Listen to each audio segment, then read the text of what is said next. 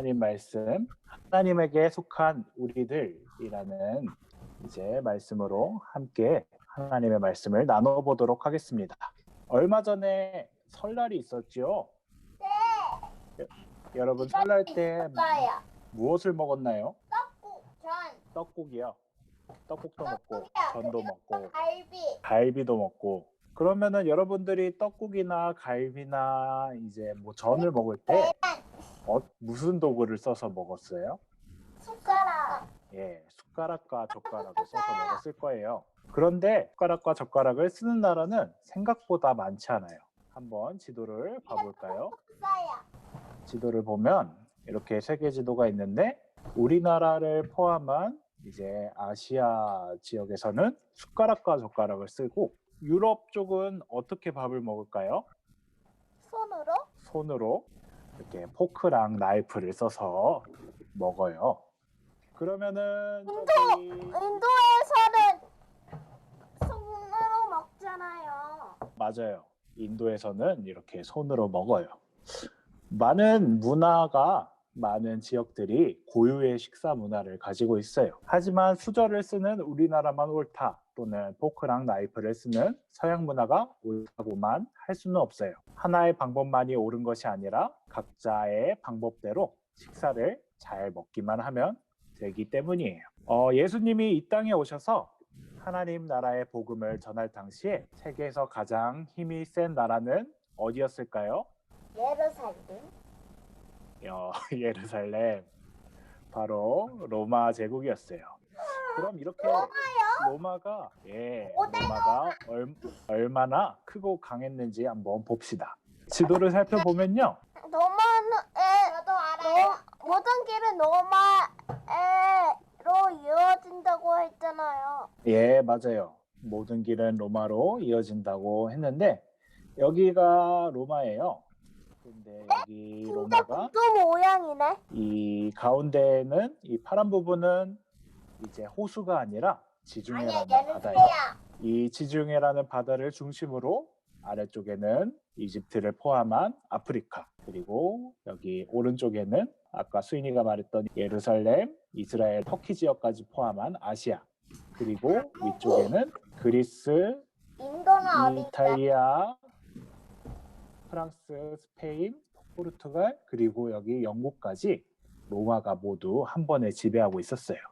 그래서 아까 한나가 얘기한 것처럼 모든 길은 이제 로마로 통한다는 말이 생겨날 정도로 예수님 당시 세계에는 로마를 중심으로 돌아갔고 로마 제국에는 아주 큰 영향력을 가지고 있었어요.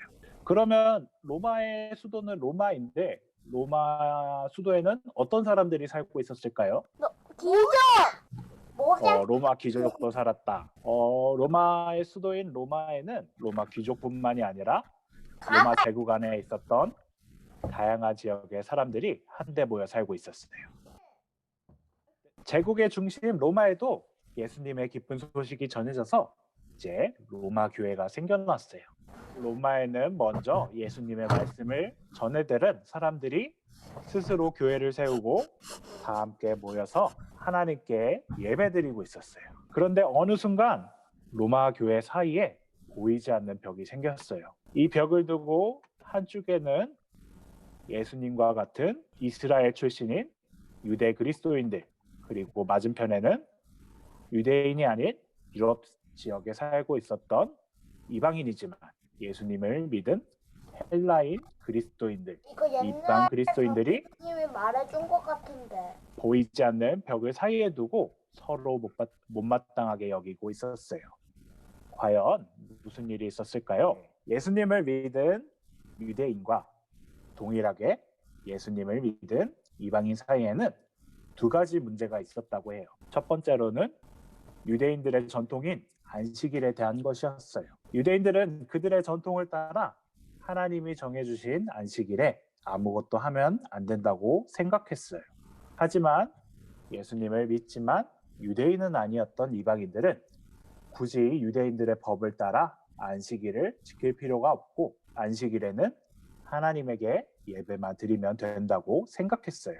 로마 교회가 있는 유대인과 이방인 모두 같은 예수님을 믿고 함께 하나님께 예배를 드렸지만 서로가 가지고 있는 생각에 대해서는 마음에 들지 않았어요. 또 로마 교회가 가지고 있는 두 번째 문제는 바로 먹을거리였습니다. 로마 교회의 유대인들은 그들이 지키고 따라온 율법대로 먹을 수 있는 깨끗한 음식과 먹을 수 없는 부정한 음식이 나뉘어 있었어요. 하지만 로마 교회의 이방인들은 유대인의 율법대로가 아닌 어떤 음식든 다 먹어도 괜찮다고 생각했어요. 이렇게 같은 로마 교회 아니지만 율법을 따르며 안식일을 지키는 유대인과 그렇지 않은 이방인들은 서로를 못마땅해 여기고 받아들이지 못하며 다투었습니다. 로마가 아닌 먼 곳에 있었던 바울은 로마 교회의 유대인과 이방인 사이의 다툼을 듣고는 안타까워했어요. 그래서 자신의 마음을 담아 로마 교회에 있는 성도들에게 편지를 썼어요. 그게 성경을 다이아몬드라고 불리는 로마서죠. 예, 맞아요. 로마서예요. 바울은 이렇게 썼습니다. 우리는 생활 방식과 생각이 다른 사람들을 쉽게 비판하거나 업신여겨요. 하지만 여러분, 서로 다른 생각과 삶의 모습을 가지고 있는 사람들을 비판하지 마세요. 먹는 사람은 먹지 않는 사람을 업신여기지 말고 먹지 않는 사람은 먹는 사람을 비판하지 마십시오. 하나님은 서로 다른 우리를 모두 받아들이셨습니다.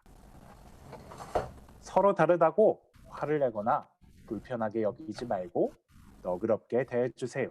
이렇게 바울은 먹는 음식을 보며 사람들을 그게 8절 비난하거나 1절 말씀이에요. 14절 5절에서 8절 말씀이에요. 이제 바울은 먹는 음식을 보며 사람들을 비난하거나 멀리하지 말라고 했어요. 하나님은 어떤 사람이든지 받아주셨기 때문이에요. 바울은 또 이렇게 말했습니다. 우리는 서로 조금씩 다르지만 모두 예수님을 믿는 사람들이에요. 각자 무엇을 하든지 하나님을 위해서 하는 것임을 기억하세요. 우리는 살아도 주님을 위해 살고 죽어도 주님을 위해 죽습니다. 우리는 모두 주님의 것입니다. 그리스도는 우리 모두의 주님이십니다. 다시 말해 바울은 하나님은 우리 모두를 사랑하세요. 그리고 우리 모두 하나님의 사람이라고 로마 교회에게 편지한 것이었어요. 바울은 우리 모두가 그리스도이신 예수님에게 속해 있다고 알려주었어요. 우리 모두가 서로 다른 모습이지만 예수님 안에서 하나가 될 수 있다고 말이에요. 로마 교회에 보낸 편지 다른 곳에 보면 바울은 또 이렇게 적어 놓았어요. 한 몸에 많은 지체가 있으나 그 지체들이 다 같은 일을 하는 것은 아닙니다. 이와 같이 우리도 여럿이지만 그리스도 안에서 한 몸을 이루고 있으며 각 사람들은 서로 지체입니다. 여러분, 우리 몸을 한번 생각해 볼까요? 우리 몸에는 머리도 있고 눈도 있고 코도 있고 손도 있고 뼈도 있어요. 사도 바울은 몸에 눈, 코, 귀, 뼈, 몸통, 팔, 다리 등 다른 모습의 지체가 있지만 그 모든 것이 모여 한 몸으로 조화롭게 이루는 것처럼 예수님의 몸된 교회도 마찬가지로 그 모습이 다르고 출신이 다르지만 예수님 안에서 하나가 되고 서로를 필요한다고 말하고 있는 것이에요. 우리를 한번 되돌아봅시다. 로마 교회처럼 우리는 서로의 모습도 또 서로의 생각도 달라요. 하지만 내 생각, 내 의견, 내 방법만을 말하고 고집하는 것이 아니라 예수님 안에서 하나가 되어서 우리를 위해 이 땅에 오신 예수님 안에서 서로를 받아들이고 서로의 이야기에 귀를 기울이고 서로를 인정하며 서로를 사랑하는 하나님 보시기에 아름다운 설림교회 어린이부 친구들이 되어봅시다. 한나 수인이 알겠죠? 네. 그러면은 함께 같이 기도하도록 하겠습니다. 언제나 우리를 받아주시는 하나님, 하나님의 넓은 품에 감사드립니다. 서로 다르다는 이유로, 나와 같지 않다는 이유로 로마 교회는 싸우고 다투었습니다. 하지만 주님, 서로 다른 지체들이 한 몸을 조화롭게 이뤄내는 것처럼 우리도 주님을 닮아 서로를 받아들이고 서로를 인정하고 서로를 사랑할 수 있도록 우리들에게 주님의 힘과 용기를 주세요. 설날을 잘 보내게 해주심에 감사드립니다. 이제 다시 학교를 나갈 개학이 다가옵니다. 우리 친구들이 있는 삶의 자리가 어디 있든지 주님께서 동행해 주시고 주님께서 밝은 길로 인도해 주세요. 언제나 우리와 함께 계시는 임마누엘 예수님의 이름으로 기도드립니다. 아멘. 아멘.